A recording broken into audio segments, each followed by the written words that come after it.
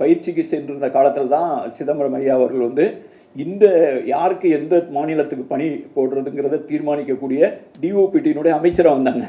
கிட்டத்தட்ட என்னை ஒரிசாவுக்கு அனுப்பினவரே அவர் தான். இன்பாக்ஸில் போய் எவனாவது போய் அட்வைஸ் பண்ணுவான், என்ன இப்படிலாம் எழுதிட்டு இருக்கீங்க, தன்னுணர்ச்சி கவிதையெல்லாம் தப்பாக புரிஞ்சுக்கிற போகிறானுங்கன்ட்டு.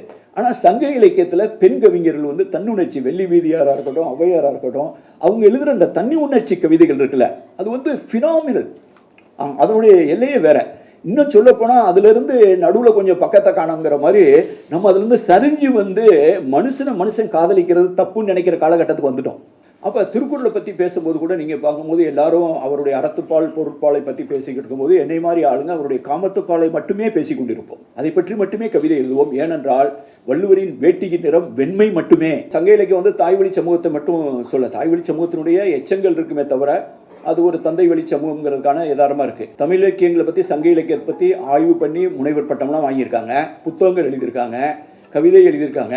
ஆனால் அவங்க தமிழ் பேராசிரியர் இல்லைங்கிறதா முக்கியம். ஒருவர் வந்து தமிழ் சார்ந்து இயங்குபவர், அவர் இன்னமாகத்தான் இருக்க வேண்டும் என்று தமிழ் இலக்கியம் விதித்ததே இல்லை. நீங்கள் தமிழ் இலக்கிய சங்க இலக்கியத்தை போய் பார்த்தீங்கன்னா பெண் கவிஞர்கள் அத்தனை பேர் இருப்பாங்க. சிலர் 32 பாங்க, சிலர் 41 முதல் பொருள் அப்படின்னு தொல்காப்பியர் சொல்கிறதே வந்து முதல் பொருள் வந்து நிலமும் பொழுதும். ஒரு இடம், ஒரு நிலம், குறிஞ்சி நிலம், முல்லை நிலம் அப்படின்னு ஒரு நிலம். மனிதர்களுக்கு வந்து 2 கைகள் தான் இருக்கிறது. இந்த 2 கைகளிலும் 2 நூல்களை ஏந்தி கொள்ள வேண்டும் என்று சொன்னால் ஒரு கையில் சங்க இலக்கியத்தையும் இன்னொரு கையில் திருக்குறளையும் ஏந்தி கொள்ள வேண்டும் அப்படின்னு சொல்லுவேன். பாலை என்பது ஒரு மாய நிலம் அப்படின்னு சக்தி ஜோதியும் சொல்றாங்க. ஆனா நான் அது ஒரு மாய நிலம் இல்லை அப்படிங்கிற சம்பந்தமா அது வந்து எந்த அளவுக்கு தெளிவானது கிடையாது. ஆனால் அந்த மாதிரியான கேள்விகள் என்னை மாதிரியான ஒரு மாணவர் மனசுல தோன்றுனதுனால தான் தொடர்ந்து படிக்காமே வெளியில போயிட்டேன். சங்க இலக்கியத்தில் எப்படி ஒட்டகம் வந்தது, அந்த சங்க இலக்கியத்தில் அந்த ஒட்டகம் எப்படி வணிகர்களுடைய சுமையை, ஒட்டகம் சும்மா சர்க்கஸ்ல இருந்துச்சு அல்லது மெரினா பீச் நடந்து போச்சு அல்லது மதுரை மீனாட்சி அம்மன் கோயிலை கட்டி போட்டாங்கன்னா அதை பத்தி கவலை இல்லை.